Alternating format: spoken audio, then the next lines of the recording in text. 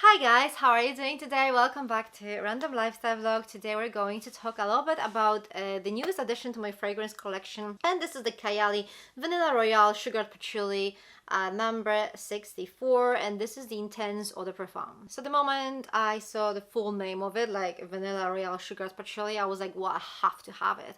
I love pretty much anything vanilla. I really like patchouli, and the sugared patchouli, that actually sounds really good, so I knew I had to buy it, and I knew I had to have it in a kind of like a proper full-size bottle, so I got the 50 mils. Whenever I'm not sure, I just get these kind of like 10 mils bottles, which is actually quite a good idea to release fragrances in like all of different kind of like sizes. You can just choose whatever works best for you. But anyway, I kind of knew I had to have it. I did blind buy it. I'm not really sure why I keep doing this. Like, honestly, you can just go to like any store and just sniff any fragrance you want these days, but I don't know. I mean, I guess there's just a sense of like adventure or whatever. As long as I obviously like the fragrance I blind bought, it all's good, right? Okay, so this is the bottle, and let's start with the notes. So the top notes are rum, vanilla, orchid, and jasmine. Then we have middle notes of vanilla, spicy notes, creme brulee, leather, tonka bean, and rose, and then base notes of patchouli, brown sugar, agarwood, sugar, amber, and musk. Two things to begin. First of all, I love this fragrance, but second thing, well, I would not recommend blind buying it necessarily, because this is not the classic easy vanilla. So the fact that you love vanilla might not mean that you will like this fragrance, because this is just so much more, okay? This is much deeper, much darker. This is very kind of sophisticated, complex fragrance. It's not your classic gourmand, kind of like almost like edible vanilla, which, you know, I think is the most popular version of it.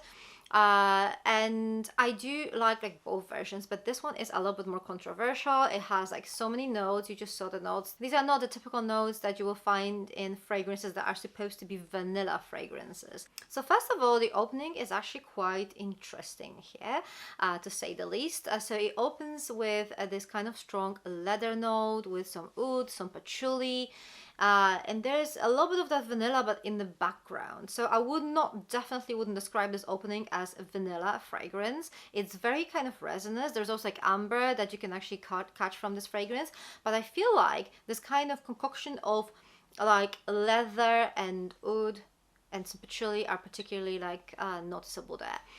And then it kind of settles, and these kind of like stronger notes just move a little bit to the background, and then this vanilla and brown sugar come out a little bit more. And then after like 15 minutes, you get pretty much the kind of like stable fragrance, which is kind of sweet, sugary vanilla. You get the rum note, and then these kind of like notes I mentioned in the beginning, like the leathery, woody, patchouli notes, they are like nicely blended with this whole concoction. So I feel like the opening is not off-putting to me, but this is not how I would like this fragrance to be throughout the whole duration. But after like 15 minutes, after it settles, this becomes amazing in my personal opinion. I still would not describe this fragrance as your typical vanilla. It's much more deeper, darker.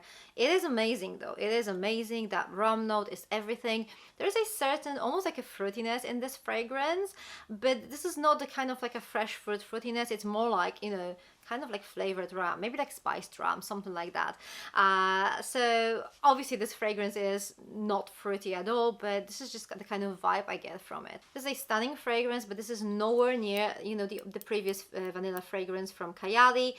This is a vanilla 28, and this is beautiful as well, but this is your classic gourmand, sweet vanilla. This is more like kind of deep, dark, sophisticated one. I do feel like you could layer these two fragrances together to amplify the vanilla in this one, and this would actually work really nicely. I do feel like if you like layering your fragrances, I think this one would actually work quite nice with this one over here. This is Invite Only Amber, number 23. This one has this kind of booziness as well about it, so these could actually mix quite nicely. And also that, as I described, there's like almost like certain fruitiness in here will be amplified by the cherry note. I think it was like cherry, chocolate cherry in here, something like that. So that was actually really beautiful. I'm also thinking about like trying this fragrance layered with the Love Fest Burning Cherry. This is the number 48. I'm not sure how this will work, but I feel like it could work as well. This Burning Cherry has like some similarity to the Invite Only Amber, but it's more fruity, more like bright fragrance. So I'm definitely going to test these together and see how that's going to work. But I think it would layer with these two fragrances very nicely for sure. This fragrance is also very good for lasting. I wore it the other day and I could still smell it on my skin after like 8 hours, which is quite a unique thing to say for me. I mean, I very rarely, like, fragrances very rarely last on my skin longer than 5-6 hours, so that's actually really good. Obviously it's going to last better on your clothes. It has a good sillage as well. It's quite a strong fragrance. I definitely recommend these fragrances if you are not only a vanilla lover, but if you like your patchouli, your woodsy notes, and you don't mind leather in your fragrances, because that leather is definitely there. I do feel like this is probably not necessarily a safe blind buy. I would definitely recommend testing it before buying. It's just one of those fragrances that I feel like, you know, you have to just figure out how it's going to work on your skin.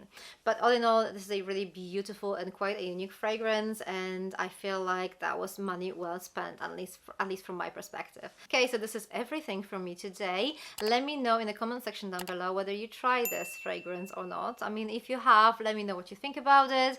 I would love to know your thoughts as usual. Thank you very much for watching. For more fragrance related content, check those videos over here. I'm going to see you very soon. Take care. Bye.